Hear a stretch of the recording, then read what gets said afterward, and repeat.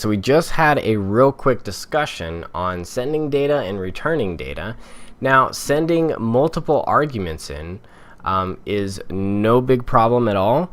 The way that you need to approach it, though, is to make sure that the data being sent in is going to match what you're putting into the call itself.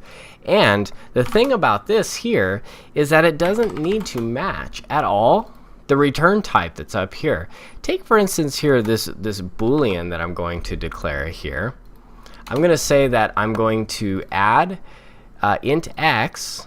Okay, so I'm going to add this to the argument, and I'm also going to send a Boolean y. Okay. Now, in order to make this work, I need to update my function prototype up here. Of course, I'm going to go ahead and do that now. But notice here now I get this error that says too few arguments in function call. The reason why it says too few arguments is because it's expecting 2. Okay, so I'm going to go ahead and give it. A Boolean. Okay, now by sending a Boolean down into this here, now I satisfy the argument list. Notice that the arguments are separated by a comma. Okay, on both the function call here. This is the function call, and this is the function header here. So the call to the function is sending an int and it's sending a Boolean here. I'm just sending a literal version of the value here, the Boolean true. So I'm just sending that straight in, and that's being captured in y here.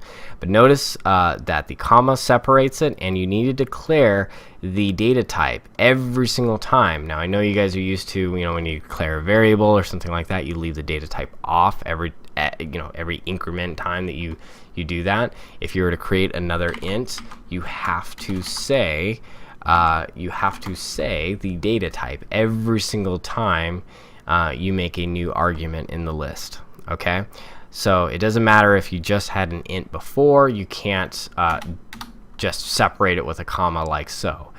You'll throw an error. Okay, so those are just some pitfalls to watch out for, and that's how you would just simply send more arguments inside of the function. And you can send as many as you want. It just has to match.